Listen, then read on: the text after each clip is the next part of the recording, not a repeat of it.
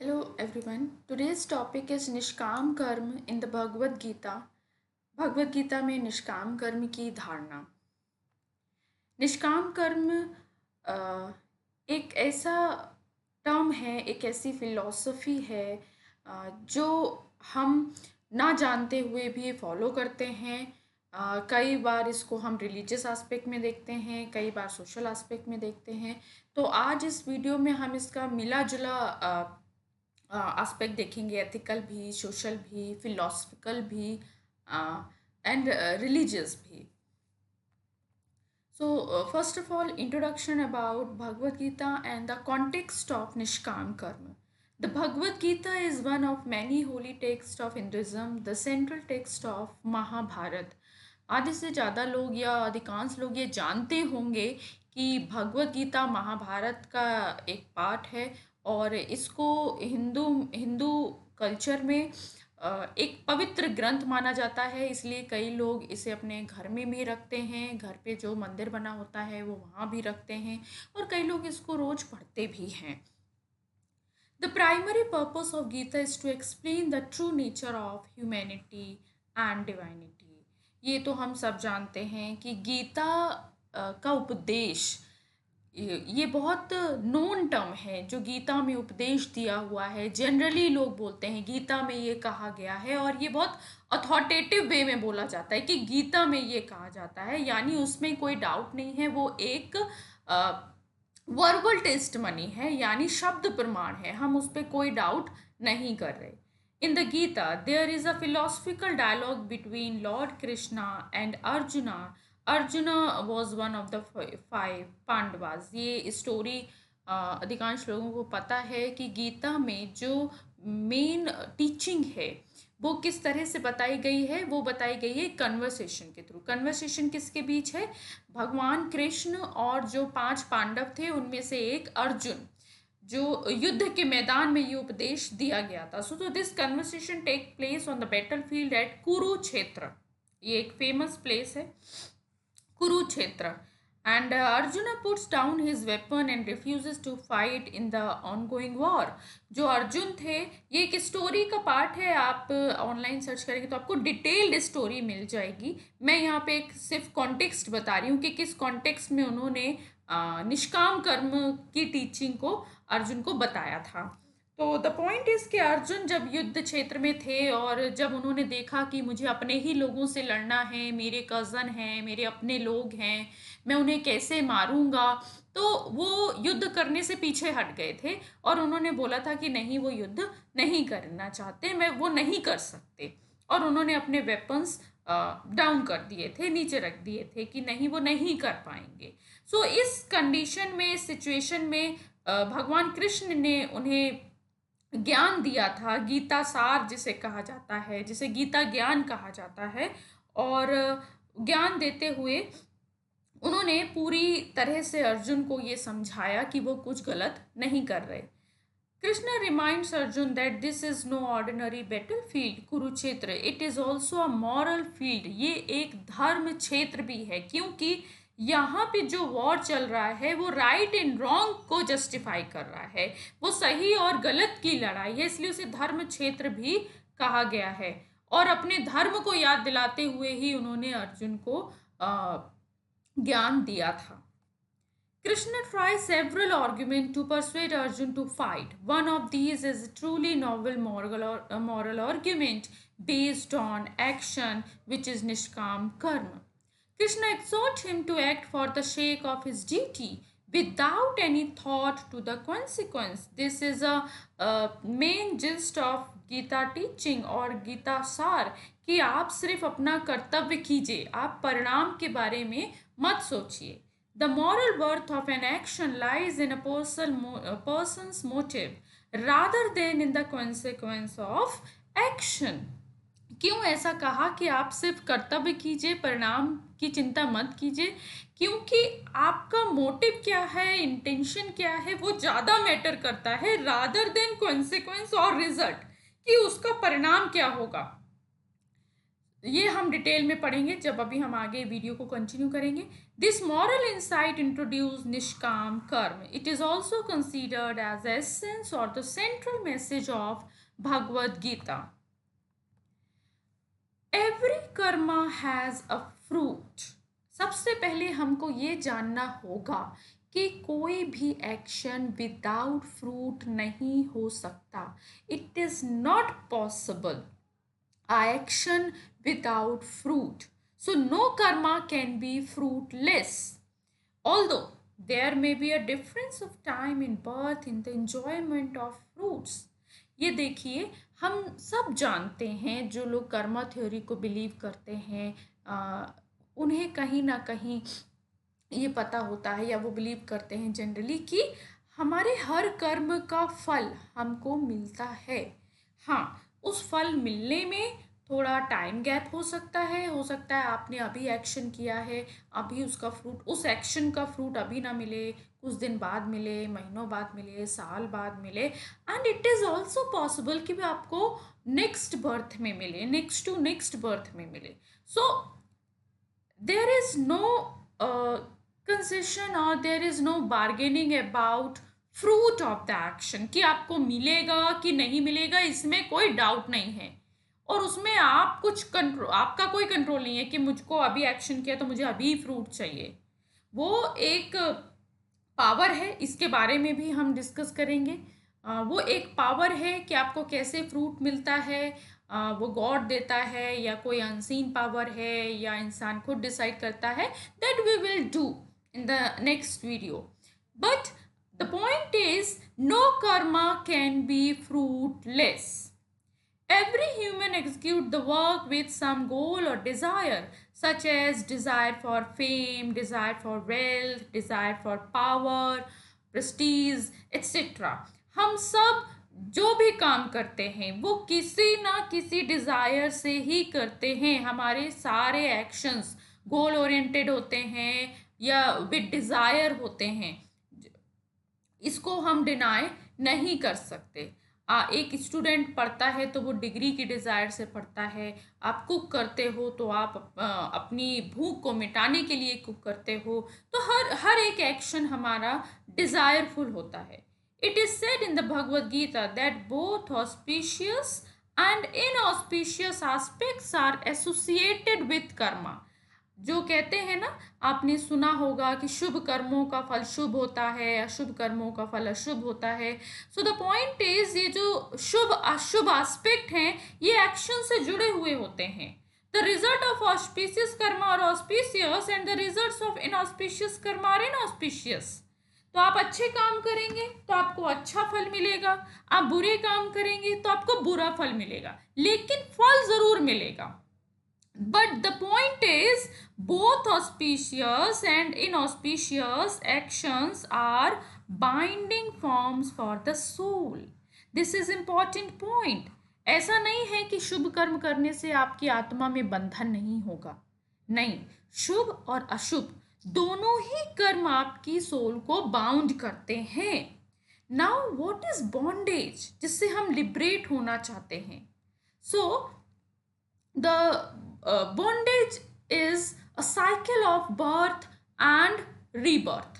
ये जो बंधन है, बार बार जन्म होना, मरण होना, फिर जन्म होना, फिर मरण होना, इस साइकिल को ना हम बंधन कहते हैं और इससे लोग मुक्त होना चाहते हैं. तो क्यों ऐसा क्यों होता है? क्योंकि ये डिज़ायर्स जो हम करते हैं ना वो हमारी सोल को बाउंड कर देती हैं. जो डिज़ायर आपने की है उसकी फुलफिलमेंट के लिए, उसके इंजॉयमेंट के लिए आपका रहना ज़रूरी है. Now, the types of karma. See, there are many types of karma generally, but हम गीता के कॉन्टेक्स्ट में इस निष्काम कर्म को डिस्कस कर रहे हैं, तो हम गीता के ही कॉन्टेक्स्ट में कर्मों को भी डिस्कस करेंगे. So in the Gita actions और कर्मा, एक्शन और karma has been divided into 3 category: karma, akarma and vikarma. Karma, actions that are performed in terms of one's prescribed duties, as mentioned in the revealed scriptures, are called karma. तो generally Karma के अंदर वो action आते हैं जो वेद शास्त्र में प्रिस्क्राइब किए गए हैं, आपकी ड्यूटीज़ के तौर पे आपको बताया गया है कि ये आपकी ड्यूटीज़ हैं और आपको ये करना है। तो उस एक्शंस को हम कर्मा कैटेगरी में रखते हैं। यहाँ पे एक बात मैं आपको क्लियर करना चाहूँगी कि मैं हर कर्मा की बात नहीं कर रही। आप डे टू डे लाइफ में जो करते हैं, जो भी एक्शन करते हैं, वो कर्मा की कैटेगरी में नहीं आएगा। यहाँ एक स्पेसिफिक कैटेगरी हमने ली है, the duties which is prescribed in scriptures और Vedas and all that. Now akarma, akarma क्या है? Actions that free one from the cycle of birth and death are called akarma. In a simple language akarma means not doing anything. जब आप कुछ करेंगे नहीं तो आप वो बर्थ एंड डेथ की साइकिल से भी फ्री रहेंगे, अकर्म। देन विकर्म, विकर्म इज अ काइंड ऑफ अधर्म और अ कर्म विच इज अगेंस्ट शास्त्र। बेसिकली जो शास्त्रों में प्रोहिबिटेड है कि आपको ऐसा नहीं करना, अगर आप वो काम करते हैं तो आप विकर्म कर रहे हैं। Actions that are performed through the misuse of one's freedom and that direct one to the lower life form are called vikarma। कि आप कहीं ना कहीं अपनी फ्रीडम को मिसयूज़ करते हैं, आप अपनी इंटेलेक्ट यूज़ नहीं करते, या आप सही पाथ ना फॉलो करके गलत पाथ को फॉलो करते हैं, सो या फिर आप वो काम करते हैं जो प्रोहिबिटेड है, तो ये सब विकर्म में आ जाता है। तो इस तरह से 3 कर्मा गीता में एक्सप्लेन्ड हैं, कर्म, अकर्म एंड विकर्म। ये मैंने क्यों बताई? क्योंकि आगे अभी मैं जब आपको निष्काम कर्म समझाऊंगी तो ये टर्म्स यूज़ होंगी, इसलिए मैंने इसको इंट्रोड्यूस किया है। तो in a simple language, doing duties is karma, doing forbidden action is vikarma and not doing is akarma. Another classification of karmas has also been has also been given in the Gita। एक और दृष्टि से कर्मों को divide किया गया है और ये इम्पॉर्टेंट है निष्काम कर्म के कॉन्टेक्स्ट में, क्योंकि हम बात कर रहे हैं कर्म, actions with desire and actions without desire. तो बेसिकली साकाम कर्म एंड निष्काम कर्म ये भी हम पढ़ेंगे। तो ये 2 तरह के कर्मा हैं जिनको हम एक अलग दृष्टि से देखते हैं, डिज़ायर की दृष्टि से देखते हैं। तो पहले हम करते हैं साकाम कर्म। साकाम कर्म क्या है? Sakam karma is said to be an action that is done from the motive of achieving something. It is related to the desire for fruit which results in attachment। अब देखिए साकाम, सा मीन्स होता है विथ, एंड इसको जब हम इसको कैटेगराइज कर देते हैं ना, डिवाइड कर देते हैं साकाम वर्ड को, तो जो सा वर्ड है उसका मतलब होता है विथ, और काम मीन्स होता है डिज़ायर। तो बेसिकली साकाम कर्मा है एक्शन विथ डिज़ायर। अब आप किसी डिज़ायर के साथ जब कोई काम करते हैं तो आप उससे अटैच्ड हो जाते हैं, जिसका रिजल्ट अटैचमेंट होता है। क्यों? क्योंकि आपने एक डिज़ायर रखी है। इस बात को मैं एक जनरल एग्जांपल्स आपको दे सकती हूँ। देखिए हम डे टू डे लाइफ में ये यूज़ करते हैं कि इंसान की ना अंतिम इच्छा, उसके डेथ के वक्त उसकी अंतिम इच्छा जानना ज़रूरी है। अगर वो फुलफ़िल नहीं हुई तो सोल को क्या होगा, कहीं ना कहीं लिबरेशन नहीं मिलेगी या वो मुक्त नहीं होगी। क्यों ऐसा कहा जाता है? क्योंकि वो अटेस्ट है कहीं ना कहीं। हम सब जैसे मान लीजिए कोई बहुत मेहनत से घर बनाता है और अनफॉर्चुनेटली उसकी डेथ हो जाती है, तो कहा जाता है कि कभी कभी सोल घर पे ही अटक के रह जाती है, वो उसको नहीं छोड़ पाती। ये बातें हैं। देखिए मैं यहाँ पे साइंस या फिर हम फैक्ट की बात नहीं कर रहे, मैं एक जनरल बात कर रही हूँ कि ऐसे कहा जाता है कि इच्छाएं आत्मा को बांध देती हैं। क्यों बांध देती हैं? अगर आपने इच्छा की है तो आपका उसके एंजॉयमेंट के लिए होना ज़रूरी है। So generally, most of our action are sakam karma like cooking food to satisfied hunger, students study for degree and so on. हम इवन सांस भी ले रहे हैं, हम क्यों ले रहे हैं? क्योंकि हम जिंदा रहना चाहते हैं. हमारा हर एक काम साकाम कर्मा होता है क्योंकि हम उसे किसी ना किसी डिजायर से करते हैं. Sakam karma are bondage because when a person act with a desire, he has to be present in the world for his enjoyment. तो ये ज़रूरी है, जैसा कि मैंने आपको समझाया कि अगर आप कोई इच्छा रखते हैं तो उसके एंजॉयमेंट के लिए आपका होना ज़रूरी है, और यही चीज़ आपको बाउंड कर देती है, आपकी सोल को बाउंड कर देती है. Thus, the cycle of birth and death goes on. और इसी तरह सपोज आपने इस जन्म में कोई इच्छा की जो पूरी नहीं हो पाई, तो आप उसकी फुलफिलमेंट के लिए, उसके एंजॉयमेंट के लिए नेक्स्ट बर्थ लेंगे. अभी आपने कोई एक्शन किया, उसका फ्रूट अभी नहीं मिला, लेकिन क्योंकि आपने एक्शन किया है एक डिज़ायर के साथ, तो उसके फ्रूट को एंजॉय करने के लिए आपका होना ज़रूरी है. तो अगर आप इस बर्थ में नहीं कर पाए तो आप नेक्स्ट बर्थ में करोगे. इस तरह से आपकी बर्थ एंड डेथ की साइकिल चलती रहती है और आप लिबरेट नहीं हो पाते. Bondage is not a quality और कैरेक्टरिस्टिक ऑफ अ कर्मा.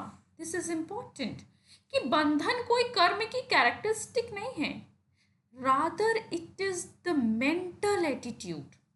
क्योंकि जो अटैचमेंट है वो एक मेंटल एक्टिविटी है. किसी चीज़ से अटैच्ड होना, ये आपका इमोशन है, ये आपकी फील है, ये आप अपने माइंड के थ्रू क्रिएट करते हैं. अटैचमेंट और डिसअटैचमेंट ये आपके माइंड के ऊपर डिपेंड करता है. तो ऐसा नहीं है कि ये कर्म से जुड़ा हुआ है, ये आपकी एक ऐसी मेंटल एक्टिविटी है जिसको आप बनाए रखते हैं और आप इसको ख़त्म भी कर सकते हैं, ये आपके ऊपर है. असकामी कर्म person is naturally inclined to sensuous feeling and always make an effort to fulfill them. हाँ, एक साकामी पर्सन का मतलब है क्या? एक person who perform their his duty with desires, with a particular desire or particular goal. वो हमेशा ही उसको अपनी डिज़ायर्स को फुलफिल करने में लगा रहता है. And if an action is done from a desire और an attachment then it has no moral worth. तो अगर आप कोई काम किसी डिज़ायर से करते हैं तो उसका कोई मॉरल एस्पेक्ट नहीं होगा.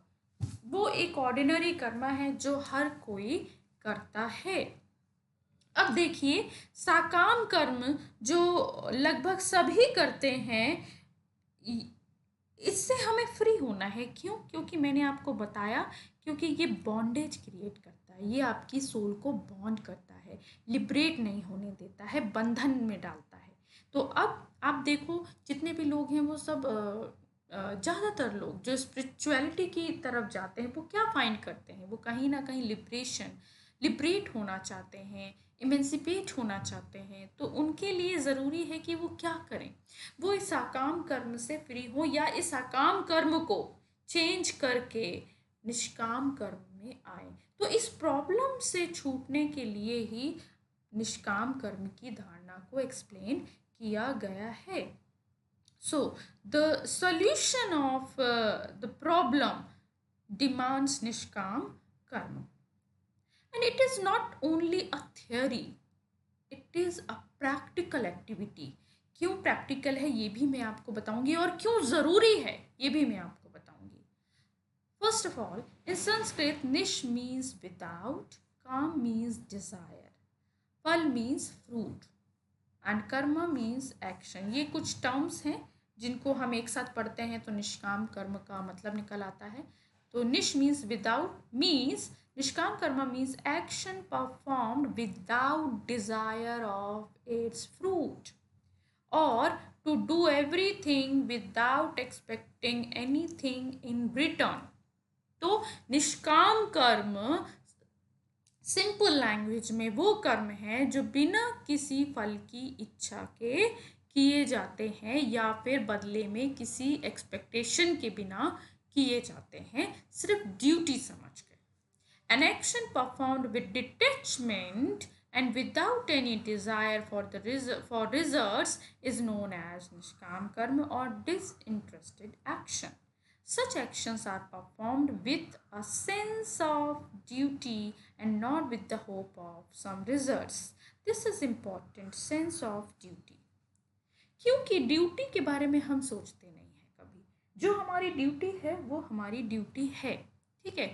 जैसे मैं आपको एग्जांपल दूं बैंक कैशियर का, तो जो बैंक कैशियर होता है उसके पास क्या ड्यूटी है उसकी, कि उसको जो कैश है वो काउंट करके रखना है या काउंट करके देना है किसी को, ठीक है। उसमें उसका कोई एस्पेक्ट नहीं है। ऐसा नहीं है कि बहुत जिस दिन बैंक में बहुत सारा पैसा आ गया तो वो बहुत खुश हो जाएगा, नहीं, वो डिटेच्ड रहेगा। वो उसकी ड्यूटी जो है उस मनी को काउंट करके रखना या देना, बस वो अपनी ड्यूटी ही करेगा, बिना ये सोचे कि उसको बदले में क्या मिलेगा, क्योंकि उसे पता है ये उसकी ड्यूटी है। तो जब हम अपनी ड्यूटी समझकर कोई एक्शन करते हैं, जब हम अपनी ड्यूटी को ध्यान में रख के करते हैं, तो हम कुछ एक्सपेक्ट नहीं करते। जैसे सपोज हम कहते हैं कि केयर टू एल्डर्स और केयर योर पेरेंट, तो हम ये सोच के केयर नहीं करते कि जब अगर मेरी माँ बीमार है और मैं उनको सर्व करूँगी और उसके बाद जब वो ठीक हो जाएंगी तो वो मुझे बदले में कुछ देंगी, नहीं, हमारी ड्यूटी है उन्हें सर्व करना, तो हम सर्व कर रहे हैं बिना कुछ सोचे, बिना कुछ एक्सपेक्ट किए हुए। So basically nishkam karmas are performed with a sense of duty. So हम अपने गीता के ज्ञान में थोड़ा सा लौट कर आते हैं कि श्री कृष्ण ने भी अर्जुन को यही समझाया था। While preaching to Arjuna, Sri Krishna says, "O Arjuna, your right lies only in karma. Never think about a result of your karma." तुम्हारा जो अधिकार है वो कर्म में है, तुम परिणाम के बारे में कभी नहीं सोचो। You don't have control over the fruits of Karma. तुम्हारा परिणाम में कोई नियंत्रण नहीं है, कोई कंट्रोल नहीं है। तुम चाहकर भी उसे अपनी मर्जी के अकॉर्डिंग नहीं बदल सकते, कि तुम चाहो कि नहीं मैं ये चाहता हूँ और मैंने जो एक्शन किया उसका फल मुझे मनचाहा फल मिले, तो इट इज़ नॉट पॉसिबल। सो आप सिर्फ अपना एक्शन कर सकते हैं, इतना ही आपका अधिकार है। सो Arjun, choose moral commitment over self-interest, divinity over humanity, liberation over bondage। इस तरह से अर्जुन को श्री कृष्ण ने समझाया और अर्जुन ने भी उनकी बात मानी। A निष्कामी person always act from his spiritual nature। तो आपकी जो ड्यूटी, स्पिरिचुअल नेचर का मतलब है dutiful, do actions with your duty और डू ड्यूटीफुल एक्शन। यही मॉरल नेचर भी है एक एजेंट का, एक पर्सन का, कि आप अपना ड्यूटी कीजिए without thinking about the result. It is hard to find nishkami person in this world because detaching from sensuous feeling is not easy task for ordinary people. ये भी देखिए कि ये जो मैं आपको बता रही हूँ, ये कॉन्सेप्ट कि हमको ऐसे लोग मिले जो निष्काम कर्म करते हैं, जो कोई एक्सपेक्टेशन नहीं करते, मुश्किल है। क्यों मुश्किल है? क्योंकि हम एक ऐसे वर्ल्ड में रहते हैं जो चमक धमक से भरा हुआ है। और आप सोचिए, हमने जब से आँख खोली है तब से हम साकामी कर्म कर रहे हैं, हम हर एक्शन एक डिज़ायर के साथ कर रहे हैं। तो वो हैबिट रूटेड हो चुकी है हमारे अंदर, और उसको धीरे धीरे निष्काम में कन्वर्ट करना थोड़ा टाइम ले लेता है। So it is not easy task कि मैंने आज आपको वीडियो दिखा दी और कल से आप निष्काम कर्म करेंगे, it is not possible. It takes time, it demands practice. आपको रोज़ प्रैक्टिस करना पड़ेगा, and by the time after few years, और मे बी आपको थोड़ा ज़्यादा टाइम भी लग सकता है, ज़्यादा ईयर्स भी लग सकते हैं, बट धीरे धीरे निष्काम कर्म की जो हैबिट है वो आपकी प्रैक्टिस में आ जाएगी। Bhagavad Gita does not teach akarma, this is important point. Bhagavad Gita does not teach akarma, जैसा कि मैंने अकर्म पहले समझाया था आपको, नॉट डूइंग एनीथिंग। तो गीता ज्ञान या गीता कभी भी ये नहीं कहती क्योंकि मैंने डिज़ायर रखने से मना कर दिया, आप मैंने बोल दिया कि फ्रूट के बारे में नहीं सोचो, तो मतलब आपको कर्म भी नहीं करना है, आप बैठ जाओ, आप कुछ मत करो, ये नहीं है। निष्काम Karma is devoid of desires, not devoid of Karma. This is a very important content in the context of Bhagavad Gita. Gita कभी भी आपको अकर्म की शिक्षा नहीं देती। According to Bhagavad Gita, no being can escape karma by refraining from action. आप बच ही नहीं सकते कर्म से, क्योंकि कर्म नेचुरल है, आप करते हैं। सांस लेना भी एक तरह से कर्म ही है, या हम जो एक्टिविटी करते हैं, मतलब ह्यूमन एग्जिस्टेंस का बेस है एक्शन। आप एक्शन नहीं करोगे तो आप सरवाइव कैसे करोगे? बट द प्रॉब्लम इज कि हम एक्शन को किस मोटिव के साथ कर रहे हैं। हम उसे अटैचमेंट के साथ कर रहे हैं या डिटेस्ट फीलिंग के साथ कर रहे हैं, इट मैटर्स। और यही निष्काम कर्म सिखाता है। So human being cannot renounce action until they get salvation. A self realised person can be called enlightened. अब वो कहते हैं कि आप तब तक एक्शन से फ्री नहीं हो सकते जब तक आपको मोक्ष नहीं मिल जाता, या आप सेल्फ रियलाइजेशन नहीं कर लेते। Now what is self realisation? The realisation of self can be possible when self always act according to moral duty. आप हमेशा अपनी मॉरल ड्यूटी के अकॉर्डिंग काम करेंगे तो आप डेफिनेटली आपको जो एक्शन बाउंड कर रहे हैं वो अपने आप ही कन्वर्ट हो जाएंगे निष्काम में, और आप इमेंसिपेट हो जाएंगे, आप लिबरेट हो जाएंगे। So the sense of a person should be under complete call. और जो सेंसेस हैं, एक पर्सन की जो सेंसेस हैं वो धीरे धीरे कंट्रोल में आ जाती हैं। फिर आप देखिए अभी क्या होता है, एज अ ऑर्डिनरी पर्सन हम चाहते कुछ और है, होता कुछ और है। हमें मन में चाहते हैं कि हम रोज़ सुबह 5 बजे उठेंगे, एक्सरसाइज करेंगे, बट हमारे ऊपर हमारी लेज़ीनेस हावी हो जाती है, या काफ़ी बार हम मार्केट जाते हैं और सोचते हैं कि नहीं आज हम कुछ नहीं खरीदेंगे, जो ज़रूरी है वही लाएंगे, लेकिन मार्केट में जाके हम नई चीज़ों के लिए अट्रैक्ट हो जाते हैं, तो हमारा कंट्रोल खो जाता है। तो ये एक ऑर्डिनरी पर्सन का बिहेवियर है। लेकिन जो निष्काम कर्म की प्रैक्टिस करते हैं, उनकी सेंसेस, उनके डिज़ायर्स धीरे धीरे नेचुरली कंट्रोल में आ जाती हैं। ऐसा नहीं है कि अपनी डिज़ायर को ज़बरदस्ती सप्रेस कर रहे हैं कि नहीं हमें कोई चीज़ देखनी ही नहीं है, देखेंगे नहीं तो डिमांड भी नहीं करेंगे, नहीं, देखते भी हैं। देखिए बहुत टाइप के लोग होते हैं दुनिया में।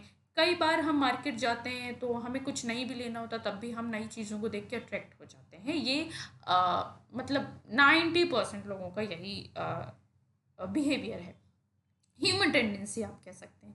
लेकिन कुछ लोग सिर्फ वही चीज़ लेते हैं जो उनके लिए ज़रूरी है, उन्हें कोई चीज़ अट्रैक्ट नहीं करती है, उनकी डिज़ायर उन पर हावी नहीं होती है। तो इस तरह से हमें धीरे धीरे ऑब्जर्व करना है अपने बिहेवियर को कि हम किस तरह के काम करते हैं, और हमें किस तरह के एक्शन आगे फ्यूचर में बेनिफिट देंगे, हमारी पर्सनैलिटी को मेंटेन करेंगे। For example, a young woman was drawing in a river.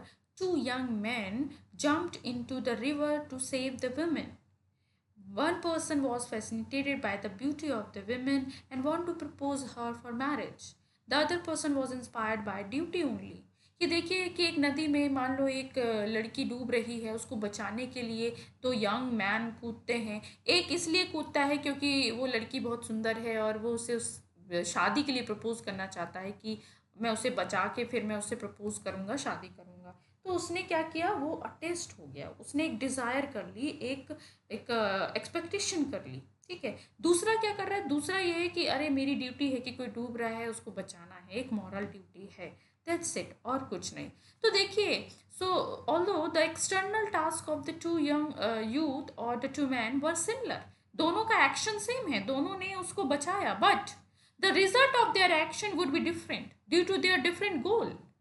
क्योंकि एक उसको क्या करेगा, एक बॉन्डेज में आ जाएगा क्योंकि उसने डिजायर कर ली, और एक बाउंड नहीं होगा। So the first person will come into the bondage of karma without he is acting with the desire for the fruit of karma, while the second person is not bound by karma because he did not desire any kind of fruit. तो ये ये ये हम सब के साथ होता है, हर एक्शन में होता है। अगर हम डिज़ायर के साथ कर रहे हैं तो हम बाउंड होते चले जाएंगे, अगर हम विदाउट डिज़ायर ड्यूटी सेंस के साथ कोई एक्शन कर रहे हैं तो हम बाउंड नहीं होंगे। So therefore the Gita clearly preaches only the renunciation of fruits of the karma, not the renunciation of karma itself. ये एक बहुत इम्पॉर्टेंट कॉन्सेप्ट है। कई लोग नेगेटिवली ले जाते हैं जब वो डीपली इस बात को नहीं समझते हो, कहते हैं ठीक है गीता में तो कहा है कि कर्म फल की चिंता मत करो, तो हम कर्म ही नहीं कर रहे। तो इट्स नॉट लाइक दैट, कर्म तो आपको करना ही करना है। कर्म ही आपको आगे लिबरेट करते हैं, स्पिरिचुअल बनाते हैं, लेकिन किस तरह के कर्म, ये ध्यान देना है। तो इस टॉपिक को हम कंटिन्यू रखेंगे नेक्स्ट वीडियो में, क्योंकि ये बहुत डिटेल्ड टॉपिक है और इसमें बहुत सारी चीज़ें म्यूचुअली कनेक्टेड हैं। कर्मा थ्योरी, ह्यूमन बिहेवियर, ठीक है, टाइप ऑफ कर्मा, और डे टू डे के एग्जाम्पल जो हम डिस्कस कर रहे हैं, तो बहुत सारी चीज़ें इसमें इंक्लूडेड हैं, और हम that we will do in the next video. Thank you so much.